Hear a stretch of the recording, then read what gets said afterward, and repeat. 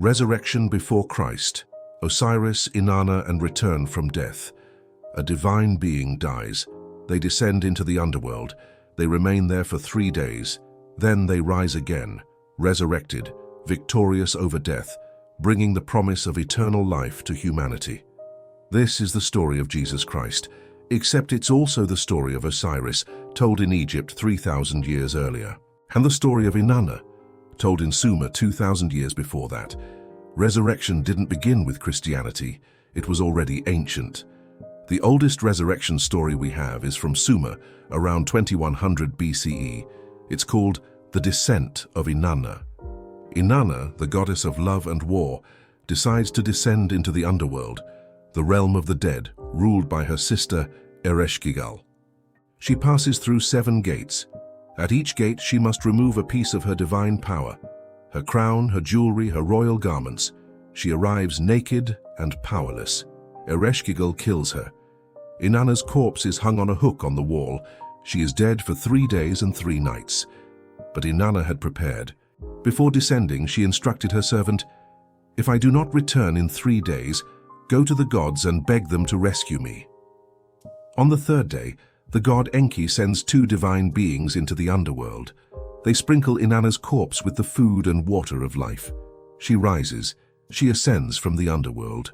She returns to the world above, transformed, no longer just a goddess of love, but a goddess who has conquered death itself. 2,000 years later, in Egypt, the story repeats. Osiris is a divine king, ruler of Egypt, bringer of civilization. His brother Set grows jealous and murders him. Set dismembers Osiris's body and scatters the pieces across Egypt. Osiris's wife Isis searches for the pieces. She finds them. She reassembles his body. Using her magic, she breathes life back into him, just enough for Osiris to conceive a son, Horus, who will avenge his father. But Osiris does not return to the world of the living. Instead, he becomes the lord of the underworld, the judge of the dead, the king of the afterlife. He is the first being to die and live again. And because he conquered death, so can humanity. The Egyptians believed that if they followed Osiris's path, if they were buried with the proper rituals, if their hearts were found pure, they too would be resurrected. They would live forever in the field of reeds, a paradise beyond death. Osiris didn't just rise from the dead. He made resurrection possible for everyone. The dying and rising god appears everywhere in the ancient world. In Canaan, Baal, the storm god, dies and descends to the underworld. The world becomes barren. After 3 days, the goddess Anat rescues him. He rises, the rains return, life is restored. In Phrygia, Attis dies and is mourned by the goddess Cybele. On the 3rd day, he is resurrected. His followers celebrate with a festival of joy.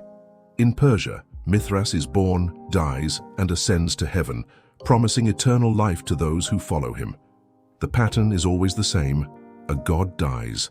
The world mourns. On the 3rd day, the god returns. Death is defeated. Life is renewed.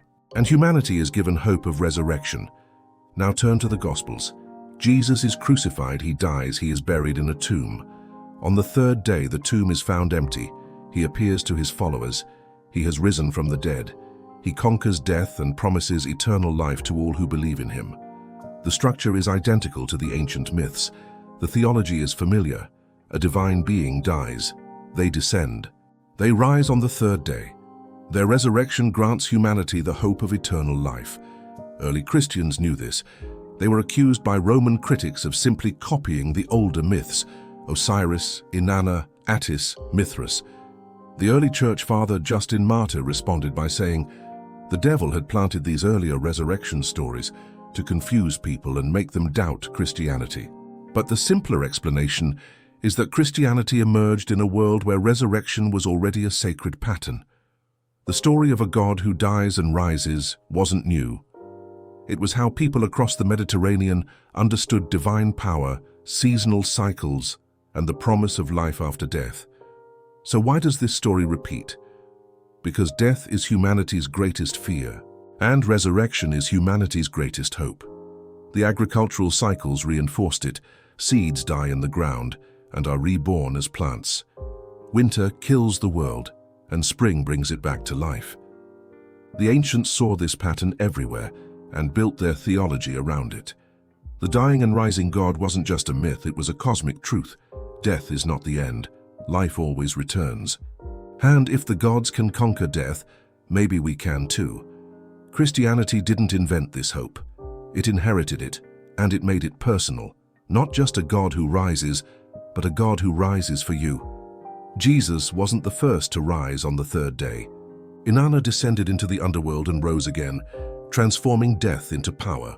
Osiris was murdered, reassembled, and became the eternal lord of the afterlife, the first to conquer death. Baal died in battle with the god of death, and after 3 days returned to restore life to the earth. The story was already ancient when the Gospels were written. Same death, same hope, part of something older.